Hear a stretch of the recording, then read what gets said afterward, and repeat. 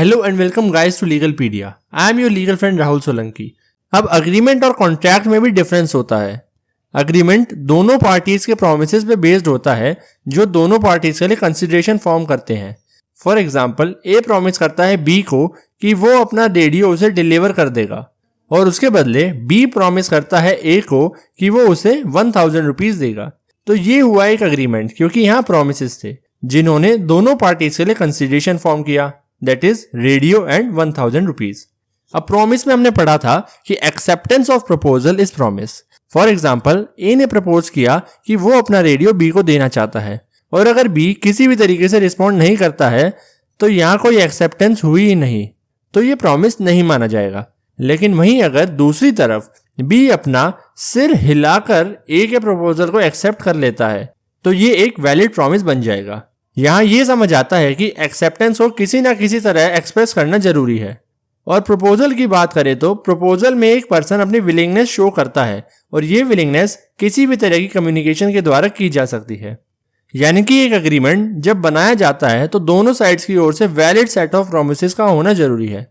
For example, A ने अपना radio देने का प्रपोजल बी के सामने रखा, बी ने उस प्रपोजल को एक्सेप्ट किया, ये बन गया एक promise on the part of A. वहीं दूसरी ओर बी ने ए के सामने रेडियो के लिए 500 रुपीज पे करने का प्रपोजल रखा और ए ने वो एक्सेप्ट कर लिया, ये बन गया promise on the part of B. और ये दोनों प्रॉमिस मिलाकर बन जाते हैं एक एग्रीमेंट। लेकिन एक कॉन्ट्रैक्ट बनाने के लिए दो रिक्वायरमेंट्स होती हैं। नंबर 1, एक वैलिड अग्रीमेंट जो अभी हमने डिस्कस किया, और number 2, enforceable by law. Indian contract act के सेक्शन 10 में कुछ कंडीशंस दी गई हैं जिसको फॉलो करके एग्रीमेंट को एनफोर्सेबल बनाया जा सकता है। Number 1, party should be competent to contract. इसका मतलब ये है कि पार्टीज कॉन्ट्रैक्ट करने के लिए केपेबल होनी चाहिए, जैसे कि एक माइनर या person of unsound mind contract करने के लिए केपेबल नहीं होते। Number 2, lawful consideration and lawful object in respect of that agreement. इसका मतलब ये है कि अग्रीमेंट के लिए जो कंसिडरेशन दी जा रही है वो लीगल होनी चाहिए और उसका ऑब्जेक्ट भी लीगल होना चाहिए। जैसे कि चोरी करने का अग्रीमेंट कभी भी कॉन्ट्रैक्ट नहीं बन सकता क्योंकि ये इलीगल एक्ट है। Number 3, there should be free consent of the parties.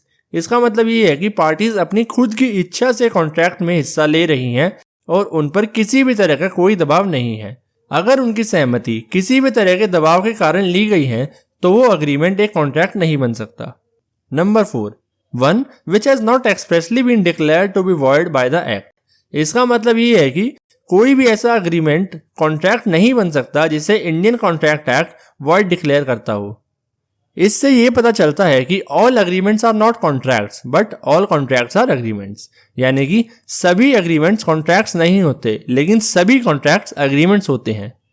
For example, goods को सप्लाई करने के लिए किया हुआ अग्रीमेंट एक कॉन्ट्रैक्ट बन जाएगा अगर वो सेक्शन 10 की कंडीशंस को फुलफिल करता है तो। लेकिन मूवी देखने के लिए किया गया अग्रीमेंट कॉन्ट्रैक्ट नहीं बन सकता, हालांकि गुड्स को सप्लाई करने का कॉन्ट्रैक्ट एक अग्रीमेंट जरूर होगा। लीगल पॉइंट ऑफ व्यू से देखें तो एग्रीमेंट 4 टाइप्स के होते हैं। नंबर 1, कॉन्ट्रैक्ट जो अभी हमने डिस्कस किया। नंबर 2, वॉइड अग्रीमेंट्स जिसे सेक्शन 2 सब सेक्शन जी में डिफाइन किया गया है। कोई भी एग्रीमेंट जिसे लीगली एनफोर्स नहीं किया जा सकता वो एक वॉइड एग्रीमेंट है, जैसे कि एग्रीमेंट ऑफ अ माइनर जिसके बारे में सेक्शन 23 से सेक्शन 30 में बताया गया है। नंबर 3, वॉइडेबल कॉन्ट्रैक्ट्स जिसे सेक्शन 2 सब सेक्शन आई में डिफाइन किया गया है। कोई भी एग्रीमेंट जो एक या उससे ज्यादा पार्टीज के ऑप्शन पे लीगली एनफोर्सेबल हो वो एक वॉइडेबल कॉन्ट्रैक्ट है, जैसे कि जब कंसेंट को कोर्जन, फ्रॉड, मिस रिप्रेजेंटेशन या अनड्यू इन्फ्लुएंस से लिया जाता है तो अगर कंसर्न पार्टी उस एग्रीमेंट को अवॉइड नहीं करती तो वो वॉइडेबल कॉन्ट्रैक्ट बन जाता है। नंबर 4, इलीगल एग्रीमेंट्स यानी कि वो एग्रीमेंट्स जो पब्लिक पॉलिसी के खिलाफ हों, जैसे कि agreement to commit a crime. लेकिन कुछ एग्रीमेंट्स ऐसे भी होते हैं जो वॉइड या वॉइडेबल होते हैं लेकिन इलीगल नहीं होते, जैसे कि एक एग्रीमेंट जो किसी पर्सन को किसी भी तरह का लीगल प्रोफेशन, बिजनेस या ट्रेड करने से रोके, वो वॉइड तो है लेकिन इलीगल नहीं। अब वॉइड एग्रीमेंट और वॉइडेबल कॉन्ट्रैक्ट में भी डिफरेंस होता है।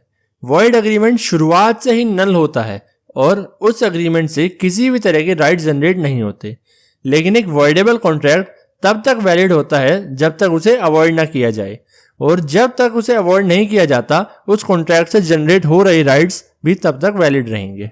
आई होप कि आपको वीडियो अच्छी लगी होगी। वीडियो अच्छी लगी तो वीडियो को लाइक कर देना और चैनल को सब्सक्राइब कर देना।